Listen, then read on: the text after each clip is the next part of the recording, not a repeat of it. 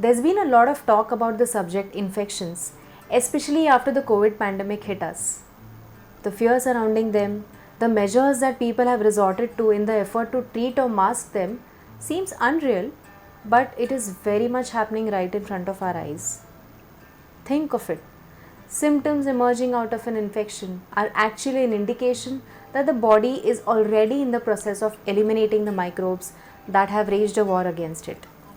This video is to educate people on Ayurveda's approach to infections and how we as practitioners tackle infections with Ayurvedic principles. These are not treatment guidelines per se, so self-prescription should be completely avoided. We encourage you to consult a physician for your personal health queries. First up, what exactly does an infection mean and how do we define it? An infection means the invasion and multiplication of microorganisms or germs such as bacteria, viruses and parasites that lead to clinical symptoms or local cellular injury as a result of impaired metabolism, production of toxins or antigen-antibody response.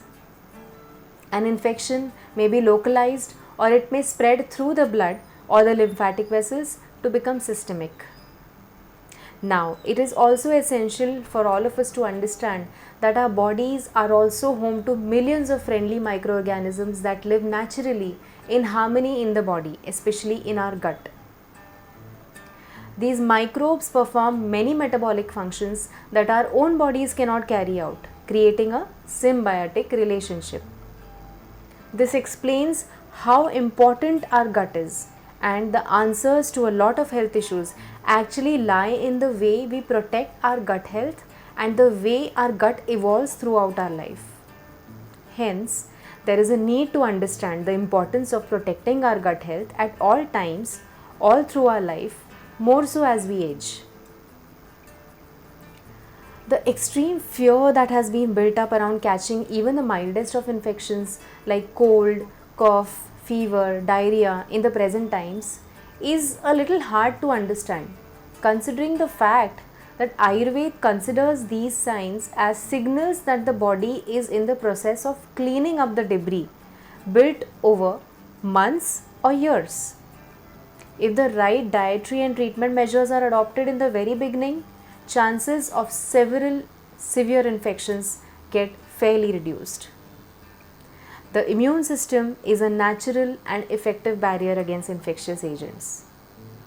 The host can fall severely ill only when the pathogens overwhelm the immune system's ability to fight the microbes, which again happens due to continued dietary mistakes and suppression of the immune response through irrational medications. Simply put, not allowing the immune system to do its job can delay the recovery from an infection. The current trend of popping antipyretics and antibiotics for quickly masking the symptoms, even in the mildest of infections, can lower this very immune mechanism and can lead to the emergence of stronger infections in the future. Let me say it out loud. Our goal is to bring to people health the way it should be. So we are not against any particular system of medicine, rather we oppose irrational measures that people adopt from any system of medicine, be it allopathy or Ayurveda. So what is the problem with antibiotics? Most antibiotics cannot tell the difference between good and bad bacteria. That means they also kill the helpful bacteria in your gut while they are killing the bacteria that are making you sick.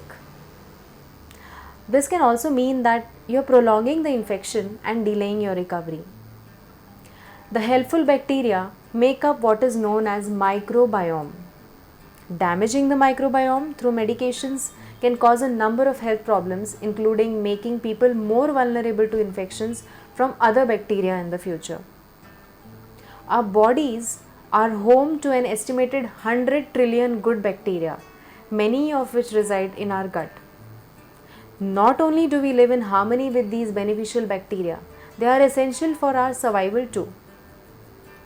So, it would help to actually understand the functions of good bacteria if you really want to understand this point. Good bacteria help our bodies digest food and absorb nutrients. They produce several vitamins in the intestinal tract, including folic acid, niacin, vitamin B6 and B12.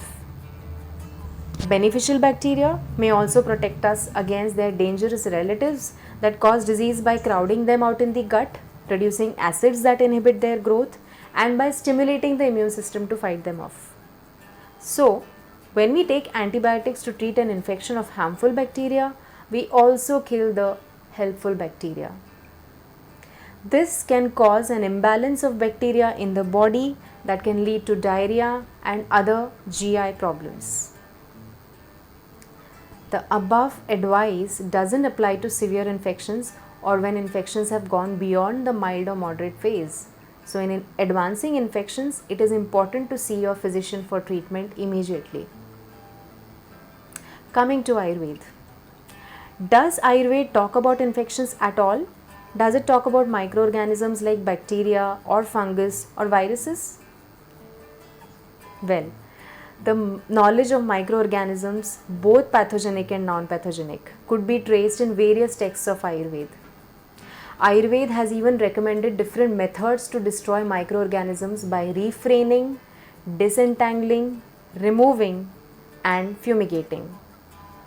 Approximately 100 types of organisms have been identified to flourish in plants, animals, water, mountains, and forests. They flee through the atmosphere and reach into our food, water, milk, and invade our bodies. They can even restrict growth and cause diseases. Summarizing it all, Ayurveda does consider the role of microbes in the formation of diseases to be an important one. However, the science of Ayurveda also gives less importance to the microorganisms and rather focuses wholly on the host body, because that is the one thing the physician has complete control over. So the principle is kind of simple. If the host body is kept unfavorable for the multiplication of the microbes, the defense mechanism of the body automatically gets stronger and the process of neutralization of the pathogens and their debris begins by itself. So in mild or first stage of infections, the wisest thing to do would be to treat the host without interrupting this fight mechanism. In fact, our whole focus should be on boosting this process rather than suppressing or masking the symptoms like fever, cold and diarrhea. So let's dive into how we can efficiently manage infections. Number 1, by encouraging autophagy. Like the Sanskrit verses say, Langhanam param aushadham and Jvaradav Langhanam proktam. Fasting or light eating is recommended to activate the process of autophagy. Now there definitely are certain types of fevers in which fasting is not recommended. So we need to avoid fasting in these kind of fevers. Does fasting mean complete avoidance of food? Fasting means consumption of light semi-solid or liquid foods like water obtained after boiling popped rice or rice cooked and strained water, clear vegetable soups with sprinkles of rock salt, dry ginger, black pepper, all of these based on your hunger. It is very essential to understand what your body demands in that time. So if there is complete loss of appetite, it is best to avoid any kind of food and it is better to take only hot water whenever thirsty. Now, by actually adopting these measures, even if the infection takes a little while to subside, be rest assured that the infection is not going to come back again or the chances of a recurrence are totally nil. So what are the benefits of fasting?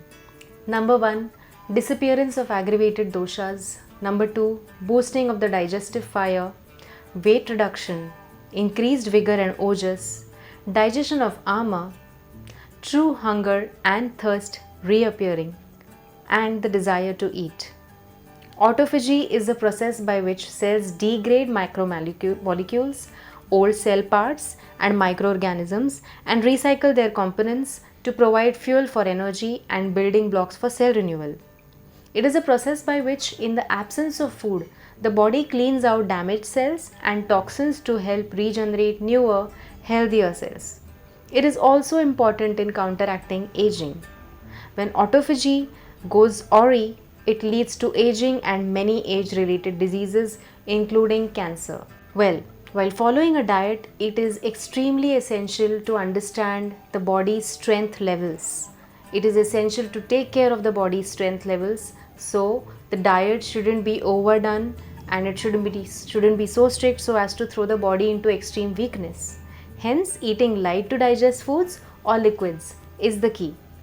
To add to this, Ayurvedic texts are a treasure chest of multiple dietary preparations that can be used for various symptoms and during different stages of infection. Point number 2, consumption of boiled hot water. With Agni Sanskar or heat application, foods and drinks become easier to digest. In general, water that is boiled for minimum 10 minutes possesses the ability to kindle the digestive activity, boost appetite, dispel lethargy, laziness, satisfy thirst, initiates and encourages the expulsion of sweat, stools and urine. Cold water, on the other hand, does the exact opposite, hence delaying recovery. We also use combinations of herbs or single herbs like chandan, ushira, shunthi, dhanyak, kuduchi. Some of these are used to infuse the water or to prepare medicated water targeting specific doshas while treating an infection. It has been found that infections regress faster with the use of these preparations. Point number 3, sedation or inducing sweat through natural means, like maybe sliding into a thick blanket after drinking hot water or through steaming. Both help to bring down body temperature. During a fever, since the pores of the skin are blocked, there is a gradual rise in body temperature. The moment there is sweating, body temperature normalizes. Well, sweating can be naturally induced by exposure to steam or a source of fire within the house, like one would do during cold winter days and nights. This clears the blockages in the channels and boosts the digestive fire within the body. So number 3 point is to induce sweating by natural means. Lastly, giving some time for our system to settle down and for the reversal of the infectious stage is wiser than one could think. It does not mean we are being ignorant and careless. In fact, while following the above guidelines, until the digestive strength is restored, minimal medications are prescribed to the patient so the system does not get overwhelmed in the infectious stage. We have sadly been conditioned to believe that infections are to be dreaded and infections need speedy resolution through strong medications and nutritious diet. On the contrary, helping doshas ripen naturally through the above means is a better way to handle infections. It is not just about boosting strength during the first stage of infection. It is about neutralizing the toxic buildup while also preserving the strength of the body, both. So, definitely not advisable to take carbs, fats and nourishing foods in the first stage.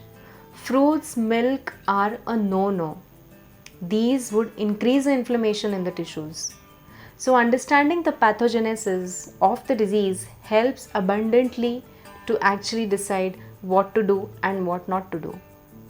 Not panicking, being patient is a quality that one as a patient needs to possess during such times. It takes a great deal of courage and wisdom to think of treating yourself through natural means, especially in the times when medicines targeting simplest of the symptoms are so readily available over the counter. Friends, our body is an intelligent and well-designed machine that knows what mechanisms need to be activated in every abnormality or disease-like situation. We as its caretakers owe our bodies the patience, time and wisdom to let it handle itself while assisting it to recover, heal and bounce back in its normal state through scientific means. This not only helps us in the present state, it rids the body of the tiniest of problems that could have assumed a larger and more serious form if left improperly treated. So this is exactly why we need to understand how important it is to resolve our infections in the most scientific way and not overwhelming the system with irrational medicines. I'll meet you soon again. Thank you for giving this video a watch.